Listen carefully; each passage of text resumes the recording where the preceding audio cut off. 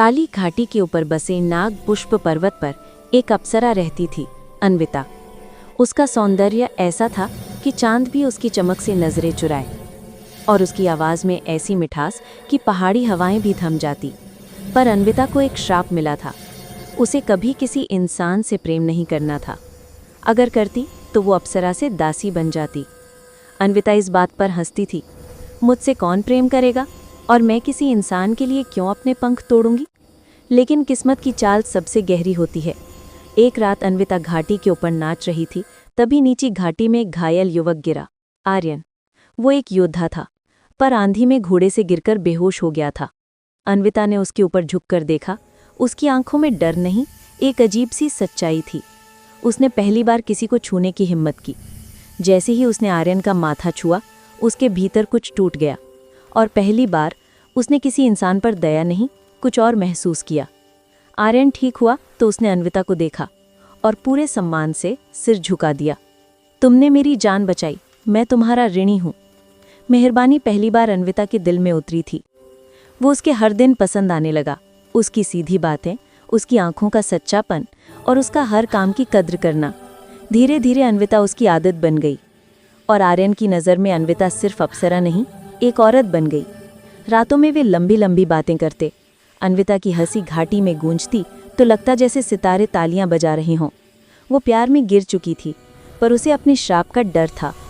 एक शाम अन्विता ने देखा, उसके पंखों के सिरे सुनहरे नहीं, काले होने लगे। ये वही संकेत था कि वो अप्सरा से धीरे धीरे दासी बन रही है। दासी जो इंसान के लिए जीती है, पर उसे कुछ मांग नहीं सकती। अन्विता रो पड़ी। आर्यन ने उसे देखा और कहा, अगर प्यार करने की कीमत पंख खोना है तो मैं तुम्हें बाहों में लेकर तुम्हें दुनिया की सबसे ऊंची रानी बना दूंगा।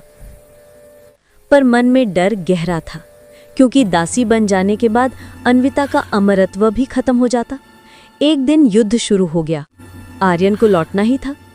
जाते वक्त उसने अन्विता का हाथ पकड़कर कहा, मैं लौटूंगा, तुम्हारी कसम। अन्विता ने उसे रोकना चाहा, पर पंख भारी हो चुके थे। वो इंसान बन रही थी और अपनी ताकत खो रही थी।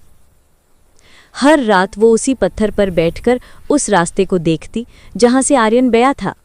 दिन बीते, फिर हफ्ते, फिर महीने। श्राप पूरा हो गया। अन्विता अब अप्सरा नहीं थी, एक साधारण स्त्री जिसका दिल सिर्फ एक इंसान के लिए धड़कता था। वो अब अप्सरा नहीं, प्यार की दासी बन चुकी थी। 1 साल बाद आर्यन लौटा, पर अकेला नहीं। उसके साथ एक राजकुमारी थी जिससे उसका विवाह तय हो चुका था राज्य के लिए। आर्यन ने अन्विता को देखा, पहचाना, पर उसका चेहरा पीला पड़ गया। तुम अब अप्सरा नहीं? अन्विता ने धीमी आवाज में कहा, नहीं, क्योंकि मैं तुमसे प्यार करने लगी थी। आर्यन की आंखें भर आई, पर वो बंधा हुआ था राजकुमारी से। वो कुछ नहीं कर पाया। अन्विता मुस्कुराई, पर वो मुस्कान उसकी मौत थी। मैंने तुम्हें पंखों से नहीं, दिल से चुना था। इतना कहकर वो मुड़ी और उसी काली घाटी में उतर गई जहां उसकी कहानी शुरू हुई थी। उन दिनों में घाटी में हल्की धुंध उठने लगी, और कहा जाता है कि हर अमावस्या को एक स्त्री की परछाई घाटी में घूमती दिखाई देती है, जो अब अप्सरा नहीं, पर अब भी अपने प्यार की दासी है। राजकुमार आर्यन महल लौट आया था। राजकुमारी उसके साथ थी, पर आर्यन का मन काली घाटी में ही कहीं अटका रह गया था। जिस रास्ते से वो आया था, राज्य में उत्सव था, ढोल नगाड़े बज रहे थे, लोग राजकुमार का स्वागत कर रहे थे, पर उसके दिल में तूफान चल रहा था। अन्विता की टूटी आंखें बार बार उसकी स्मृति में चुभती। रात होते ही वो अकेले महल की छत पर खड़ा होकर काली घाटी की दिशा देखने लगता। राजकुमारी ने पीछे से आकर कहा, किसे ढूंढ रहे हो आर्यन? आर्यन चौंक गया।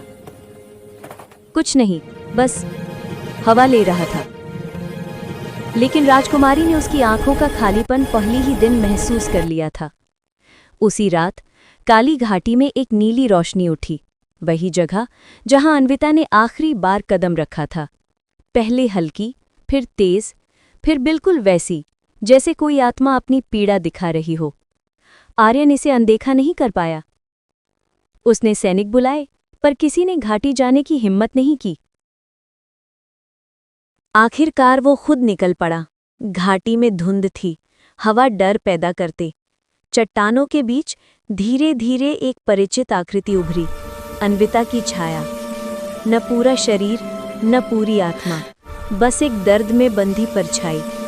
आर्यन ने कांपती आवाज में पूछा, अन्विता, तुम?